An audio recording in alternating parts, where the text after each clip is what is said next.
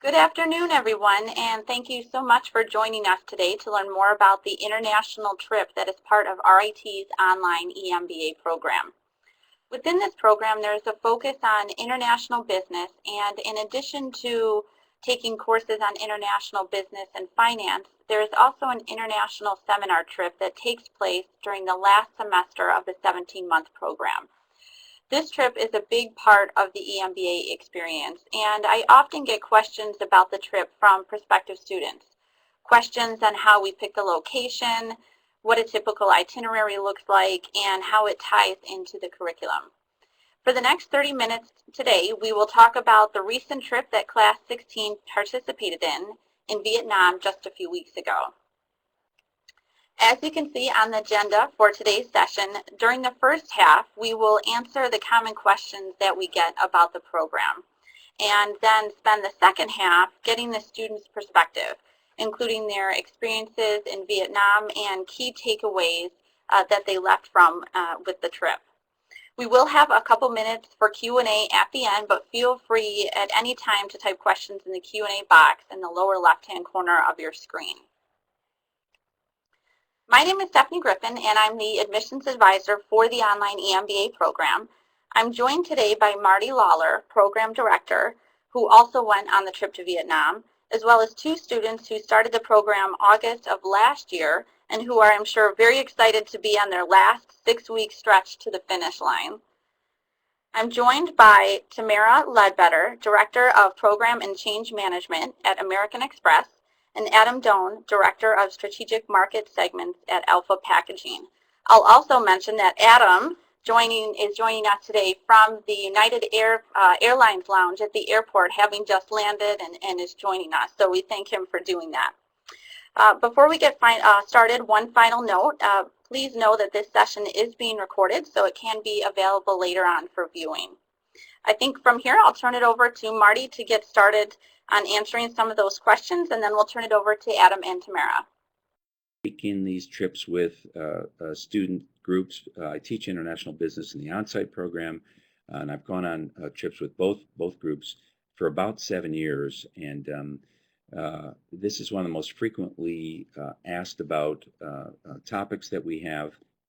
And I'd probably say that one of the most frequently asked questions is, even for people in the program, is where are we going this year and why are we going there? So just a couple of things that are worth noting here. First of all, why do we even do an international trip? Some programs don't do it, and some programs it's optional. And sort of regardless of what your position is about the kind of globalized economy that we work and live in and so forth, today, we probably couldn't tell you, for example, what an American car is. Honda and Toyota together account for 70% of all auto part consumption that's manufactured in the U.S. BMW is the largest car exporter from the U.S., unbelievable as that may seem. So we're in a globalized economy, and we try to embed this sort of global concept throughout our courses, as well as in the international finance class, the international business class, and in fact this international seminar that we just returned from. So U.S. companies currently are getting more than 50% of sales from, these are S&P 500, large Fortune 500 companies, more than 50% of sales from outside the U.S. Profit is fast approaching that number as well. And a couple of years ago, I remember seeing a statistic that stayed with me, which is U.S. companies are now spending 50% of their CapEx budgets on their operations outside of the U.S. So all of these things have implications for our companies. Many of the companies that our students work for are sort of being impacted and participating in this. So this is an important component of the program. The other piece is we like to do the trip because it gives students an opportunity to apply the concepts and theory and so forth from the classes that they're taking into a real world setting, international setting. And Adam and Tamara, hopefully later we'll have a minute or two where you can speak about the trip itself, as well as the client project that you worked on. So Why Vietnam? I mean, in the past, we've gone to Santiago, Chile. We've gone to Dubai. We've gone to Prague. We've gone to China on 4 different occasions. Um, we've been in Istanbul, Budapest, Milan. So why Vietnam this year? Well, for one thing, we actually like to go where the money is, where the growth is, right? And Vietnam is a top 20 destination for foreign direct investment. I think it's number 11 between 2013 and 15. Vietnam is really coming up the list. So for developing countries, there's an awful lot of attention that is shifting to Vietnam. A lot of production that had been in China, where labor rates are increasing by 2 and 3 times, are starting to force companies to look for other locations where they can produce products. So growth is very hot. They've had a 5 to 7% growth in GDP for the last 10 years, and the country is doing very well, actually. We try to pick countries that provide some sort of interest outside of simply the economics of why somebody would go there. And Vietnam is in a very interesting part of the world. Right as we're recording this, Barack Obama is over in China. There's a huge trade summit. The Times this morning announced Chinese and American trade agreements. And this whole area of the South China Sea, bordered by Vietnam, China, Japan, the Philippines, and a couple of other countries, is a little bit of a hot potato here, right? So there's been quite a bit of tension in that area, and as countries try to negotiate, because of the amount of trade that's coming out of Southeast Asia, this is a very interesting area for us to want to root around in a little bit. One of the things we look at when we choose a country is what is the relevance of what's going on in that country have to do with us and with the people in our program and with the companies of the people in the program. And I faded out the chart behind the word relevance, but that is a table of the growth of U.S. trade in goods with Vietnam over, say, the last 12 or 13 years. So in the year 2000, we were importing about $700 million worth of product from Vietnam. Last year, that number was $24 billion, right? So we are engaging with this country in a big way, and a number of companies are now doing business with Vietnam. So we try to go places where the country has some relevance for us. And finally, why Vietnam? Vietnam is we ended up in Ho Chi Minh City. On some occasions, we do 2 country or 2 city visits. And Ho Chi Minh City is really it's a contrast in last century and this century kind of culture. So if you could actually look at the picture that I have behind that word cultural contrast, you'll see a little sign for Starbucks on the one hand, and a woman with a traditional hat carrying a container of produce on her way to a market that isn't far from where I took this picture. So we look for a very rich cultural experience, and we can talk a little bit more about that later. So Vietnam ended up being a kind of a very interesting location for us. Just a couple words about sort of what we do every day when we're in these countries. And so here we've put itinerary for one of the days, but this is very representative of kind of how we handle the trip each day. So every day people get up, they're in the hotel, they have breakfast, and we'll meet somewhere between 8 and 9 o'clock, and we'll get on a bus and we'll head off to a presentation. On this particular day, Wednesday, a few weeks back, our first visit was with the Kindo Group, one of the largest, if not the largest, snack producers in the country. We had a plethora of speakers at this one. A lot of speakers got up. Interestingly, a lot of young speakers got up. We had a great tour of their factory, and then we had a general management presentation by the general manager of the plant, as well as 2 or 3 other people involved in marketing and so forth. That's pretty typical. We'll end one visit. Since we were out, we actually had a group lunch out. We'll jump back on the bus. They'll drop us off at a restaurant someplace in the city. We'll have a lunch. And then we ended up at Eskel. Eskel Garment Manufacturing is actually a Chinese company, one of the largest manufacturers of garments in Vietnam. We took a tour of that factory. This is a factory that does things for Nike, Timberland, other brand name companies. Happens to be Hong Kong based. We had a great tour and an even more interesting presentation by the plant manager of that place. We got back to the hotel.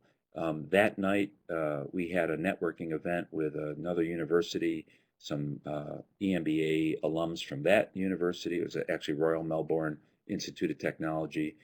They rented a private room at a local beer hall, and a lot of our students came. It was optional for our students. So this is a pretty typical day in country. And these other kinds of companies, TBWA, Omnicom, Global Ad Agency, IBM, and so forth, Saigon High Tech Park, every day we do a series of presentations, company visits, and so forth. And that's a typical kind of day. At this point, I think I'm just going to pass it on to Adam and Tamara, and to have them give their perspective, sort of maybe what their expectations were, other takeaways from the trip. And I put some pictures up in here of students at different events during the trip, but they've got a number of their own experiences. And at this point, I think I'll just open it up to the two of you, but I may pose a couple of questions, and maybe we can start, Tamara, maybe we can start with you. And maybe you could tell us a little bit about sort of what your expectations of the trip were before you went, and possibly after the trip. Were there any surprises on the trip or not? We'll start with you, and then Adam, you can just sort of jump in as you feel, and we'll take it from there. Okay, yeah, thanks, Marty. Can you hear me okay? Okay, good. So, I think one of the biggest surprises for me with Vietnam, I wasn't really excited about going to Vietnam when you first announced that's where the trip was going to be, until I started talking to a few friends and relatives that have been there as tourists. And they started talking about just the warmth of the people. I've always thought of Vietnam still as very this cold, communistic run country, and really hadn't given a whole lot of thought to the business end, because for American Express, while the tourism aspect has grown, we don't have a lot of card members there. So I think the thing that surprised me the most was really the unobtrusiveness of the government in day-to-day life of the people. While it is still clearly pervasive in business and licensing and getting your business running, I was really pleasantly surprised at how freely we were able to move about the country without any concerns, and just really enjoy the people. I was also surprised at how good the English is, considering the overall education level of the country maybe isn't, that of a China or something like that. The English from people that we dealt with, even in restaurants, was really quite good. Yeah, and I guess I'll chime in here. And Marty, can you hear me okay? Okay. So I think, I echo a lot of Tamara's comments there. So I also shared the initial announcement of going to Vietnam as a little bit surprised. I was not knowing exactly what country I was anticipating, but I was taken aback by that. And I also had the same experience, though. When I started looking into it, it seemed there's actually significant business opportunity even before we were exposed to all the in-country visits. But then as soon as we made that announcement, even my own organization, we started to come across affiliates that we had with I'm in the blow molding industry. We had other manufacturers that were located there that were expanding business. We also then had had a few of our customers send us molds that had in fact been manufactured in Vietnam and they were producing in Vietnam. And so even in my business, which is mainly in North America, some in Europe, we were touching Vietnamese products and business, and I didn't even know about it. And so it really, just the announcement of going there opened my eyes to the breadth of business that was going on. And then in country, it was really a phenomenal experience to be able to touch all of those different manufacturers. I'm in food manufacturing, personal care manufacturing, all types of manufacturing in the States. It was really amazing to see what was over there. And to Tamara's point, I was expecting more sweatshop activity and manufacturing, and in fact, it was sophisticated, organized, well-run, and geared for expansion, and not the kind of predetermined notions that we had of lower-class manufacturing operations. So for me, it was really a game-changing kind of experience as far as how business is run within Vietnam itself. Yeah, I would actually second that with Adam. I mean, the robustness and maturity of the businesses was really surprising. Implementing a lot of Six Sigma and lean quality, the leadership aspect, even though leadership is a big gap for the country overall because of the age of the more predominantly educated, the leadership and maturity that we experienced was really surprising, pleasantly. Yeah, thanks, guys. So neither of you actually wanted to go to Vietnam when we announced the trip, and I think I heard that from somebody else. And frequently, when we do announce these trips, some people are surprised, and some people say, "Oh, great," and other people are, "Oh no, we're going to Vietnam." But your comment, Tamara, about the unobtrusiveness of the government was mirrored by the general manager of Datalogics. For the people on the call, one of our visits was to an Italian multinational that was run by an American who had run a subsidiary in Seattle, Washington, I guess. And we had a great presentation from him. But as we walked out, he'd been there for 6 years. And I just said, "So, what do you think? It sounds like things are good." And he said he was so surprised by the fact that the government just doesn't get in their space. And having visited China 4 times, every visit we went to China, every company mentioned the Chinese 5-year plan every year that we went, like each company. So this was a very different kind of experience. And I think that sort of contrast with other countries and so forth is one of the values of the trip. And Adam, I think even on one of the off days where you had a day off, I think you and Tamara actually did go visit one of these affiliates of one of your customers or suppliers. So you got another look at how things are done. So unusual opportunity, I think, to see how things are done. One of the things I'm hoping that you guys could comment on also, we visited companies, we saw companies that were practicing lean, as you say. We did all of these things. But there's a whole nother side of the trip, which is sort of what happens, what's the hotel like, and how is the food? I mean, people do ask me this question, what's the food going to be like? What are the lodgings going to be like? Can we do this? Where's the hotel located? And I'm just wondering if you guys can talk a little bit about sort of what happens at night when you're not on the schedule, and what was Ho Chi Minh City like, or what did you find fun, interesting, or maybe not so interesting, perhaps, about where we were staying and the things that you did. I mean, what did people do at night, for example?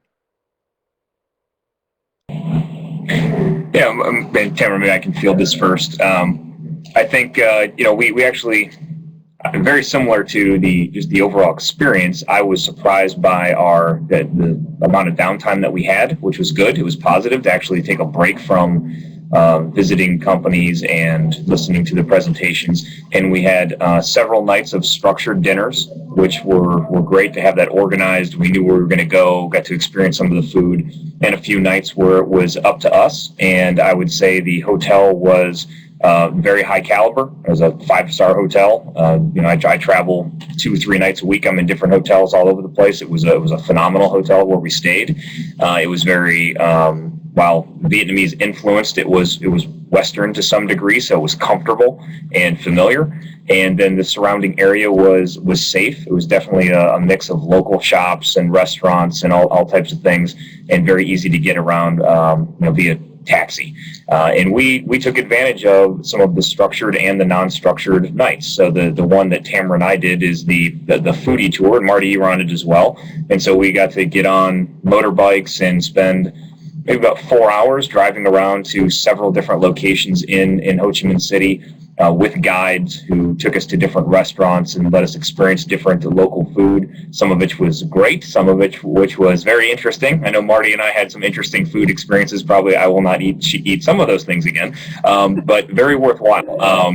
Really kind of expanded, because my view of the culture, even through the food aspect, which was great. And then on the nights where we had off, we brought the online and the on-campus groups together. We meshed very well. We went out and grabbed some food. We also went out, and there's local bars and places where the expats go and where just locals go, and all safe areas that we could go to. And we really had a great time.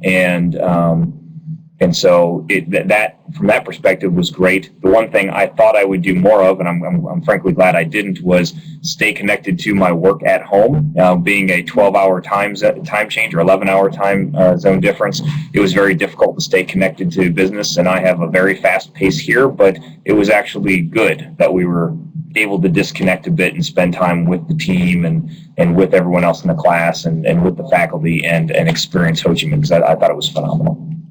Yeah, so, and I would agree. I think that the organized things that we had planned, they each one had a very different flavor of the culture, so different aspects of what happens in Ho Chi Minh City on a daily basis, and some different businesses in operation. And then, as Adam said, with the on campus, we've been in this program for 15 months, so we've developed some very close friendships and camaraderie. So bringing in, a bunch of new people, it was like, okay, are we going to click with this on-campus group, and are we going to be able to go out and do things with them and interact, or are they going to be a bit cliquish? Even though, we're all professionals, every now and then things can still revert back to high school. So we were very, very pleased, actually. We made some great network connections and had a wonderful time with the broader organization. Very, very enjoyable. Well done, Marty. Thanks, Tamara. So we've got a few minutes left, and maybe we'll have some questions. But before we get to those, there is one other topic I was hoping you guys could just talk briefly on, and that's the client project that we do in these courses. So for the people on the call, we do take a trip every year, but this is we call it an international seminar because this is a credit-bearing course. We introduce students to a particular company in country about 3 weeks or a month sometimes before they go. They then go, they meet the company, and they actually do a project. The projects this year were quite extensive and broad and detailed both. And I thought you guys were both on the same team. Maybe you could tell us a little bit about your project without violating the NDA non-disclosure agreements of it, and simply just sort of what doing this project is like and what you had to do when you were in country. Yeah, sure. So for us, our project was a little bit different because the CEO and founder of the company that we were doing the project for is actually a British national. So first, the interesting thing was meeting him and understanding how, as a foreign-owned business, he's actually been in Vietnam for 20 years. So how he's been operating within this country as they've been making all of these political and geoeconomic changes was really quite interesting and enlightening. He was an expat there initially, so he saw the changes coming, and he's really leveraged that and taken advantage of that as an entrepreneur. For our project, he's looking to bring a U.S. franchise in country. It's something that is becoming very common. Franchising in probably the last 10 years was really not anything that was well known in Vietnam. But over the last decade, a lot of U.S. franchises have moved in, including Kentucky Fried Chicken, Burger King, Starbucks, as Marty mentioned earlier, even Church's Fried Chicken, who I found quite funny because they've rebranded it as Texas Fried Chicken. I imagine that is a political thing. So we were looking at, is this really a viable thing for him to do, and what's it going to take? There's, import fees to consider on a partially finished product or raw product versus a final product. There's the business licensing. Should he be looking at developing more in country versus exporting the final product into country? So overall, it was really quite an interesting project. We actually told Marty we would have liked to have done it for our capstone. Adam, you want to add anything to that? Yes, I would. Yeah, it was a very, just as far as the experience overall, it was a very interesting experience to not just learn about Vietnam, learn through all the courses of the international business classes that we have, even through international finance. You learn all the textbook, you get exposed to some of the things even in your normal job, but to go over and meet with an organization who needs your help and is in fact located in another country is one, very interesting from what Tamara pointed out with our specific situation with the CEO we were working with. But then there's also simply the correspondence piece of prior to the meeting and after the meeting, and again, getting to time zone changes and email and cultural issues, and then dealing with the legal aspects of dealing with something that's fairly protected with a non-disclosure agreement to protect the interests of several parties involved in it. And so our project took on kind of another life that is fairly involved. It could be a much more detailed project if we had longer time, but it was very interesting. It was a great selection, a great opportunity for us to get involved and actually add a lot of value to our client. And in reality, it made us. We both talked about it. It's something that we said, that's something we could go do. we had interest to actually be involved in. It was that level of interest for us. So from an overall scope, it was much better than I anticipated, and it then allowed you to put in practice a lot of these things that we've learned on an international basis, but then doing a real project with real clients was very, very, very beneficial from my perspective. Yeah, I agree. And it also really kind of forced us to dig way deeper than we ever had into what it takes to be viable as a business in Vietnam. So that really expanded our knowledge base. And it's something that I think, both Adam and I, as well as our teammate Levi, will take with us as we leave the program and be able to use in the future.